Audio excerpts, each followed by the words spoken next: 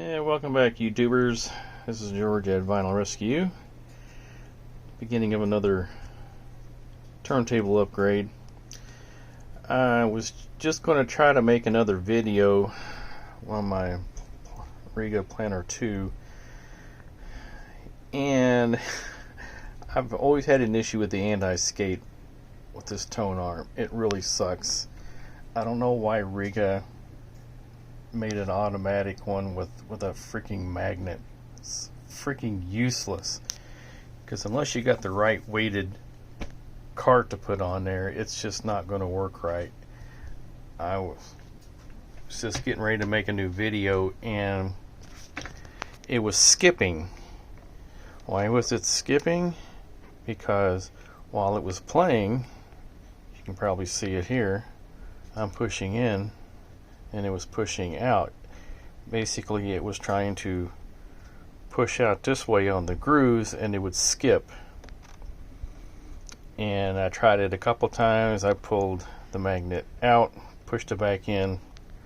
Absolutely worthless.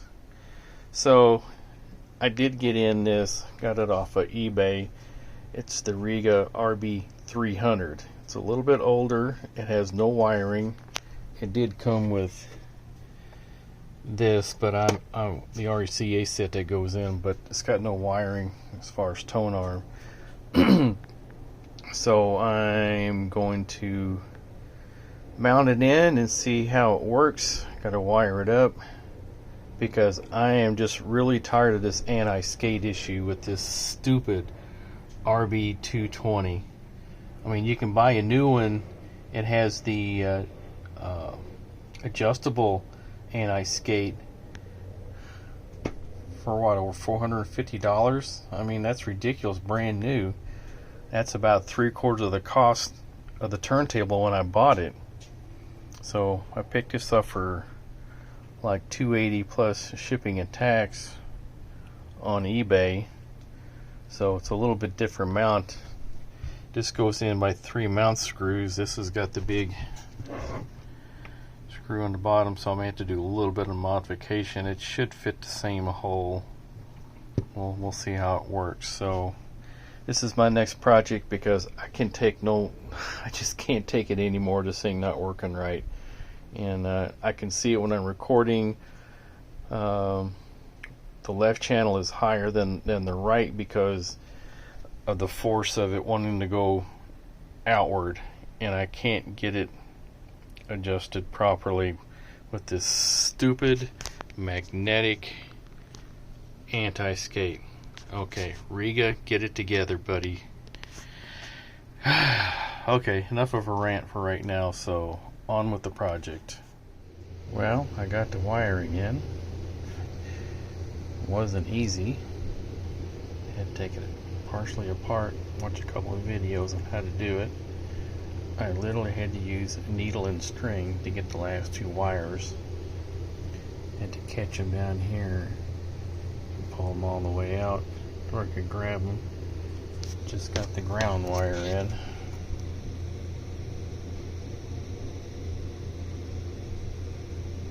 Where's that little clip at? Yeah, there it is. There's a little clip. So now I just got to run it down through the base and we're good to go. I didn't show the rewire on this because it was not easy and rather frustrating. I don't want to make a marathon video, but just the basics of rewiring this and getting it mounted and then testing it afterwards. Alright, I have it mounted. Wiring goes through just fine. It's going to reach the jacks and the ground post just fine. Got it all lined up and squared. So far so good. And I already tested it with the platter and the acrylic platter also on top with an album on top. I was able to get the spacer there along with the sound coat. Was able to make the cart sitting on the album, it was actually level with the sight glass, so that turned out pretty good. So far so good. Well, the ongoing saga, this RB300, the wiring I used, that POCC copper wire, finding out it's just a little too thick and heavy to be using on this sensitive Tonearm. It doesn't go down all the way when you lift it up, and it's a little stiff. It doesn't go very well. The wiring underneath and through the tube, because it is so cramped there when it goes from the Tonearm down into the base through that small hole, the thickness of the wiring is just too much, and it's just basically binding in there, restricting the free movement that it needs. So I'm going to have to yank this out and put the Cardas Litz that I had in it in my RB220. That seemed to work okay. Only reason I took it out is I thought I had some kind of issue with it, but it ended up being because I had the silicone tube, silicone to rubber tubing inside that was causing some kind of grounding feedback in there, whatever you want to call it, making a bad humming noise. But so just to progress on this, I gotta yank all this back out. At least I know how to tear it apart and do it. This will be easier to run through because it's so much thinner and easier to work with. But here we go again. Oh well. Well, still having issues. The Tonearm will not swing side to side very freely, and I was just cleaning this out because it's binding, and I found a piece of wire down at the very bottom that I had to get out with a pair of sharp tweezers. Still binding, so I'm going to have to loosen this up some way or another and go from there, figure out why it's binding. Other than that, the signal path was really clean and I hooked it all up, but when I put an album on, it just skipped. So I put on an old beater album from high school. So there's the piece of wire. I haven't got it all the way out yet, so still digging. Alright, fix this dilemma. Show you here. It's an 8mm nut.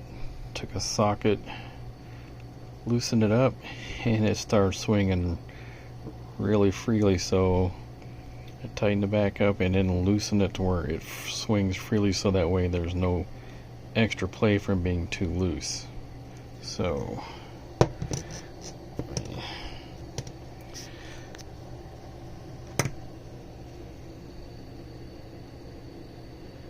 it wouldn't do this before. You had to force it. Now it goes freely. Yay.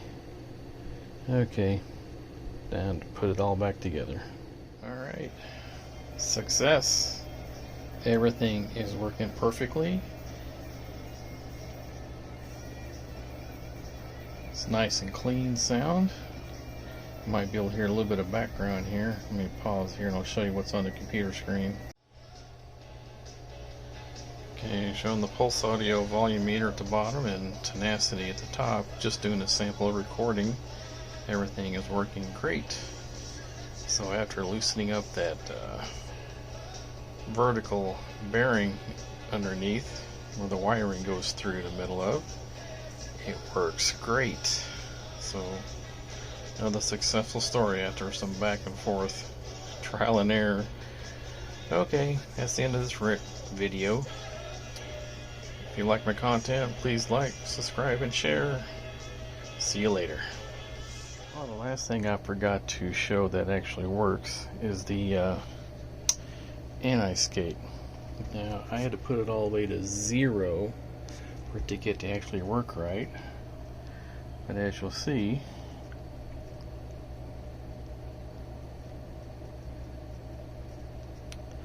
it works. Wherever I drop it, it pretty much stays. That's exactly what I want. Because if I move it up, see? So I can't put it at what the cart's rated at. If I put it back to 0, it stays free floating wherever I put it at, which is exactly what I want. Okay, this is so much better than that RB300 that came with it. So, just wanted to add this on. Thanks for watching.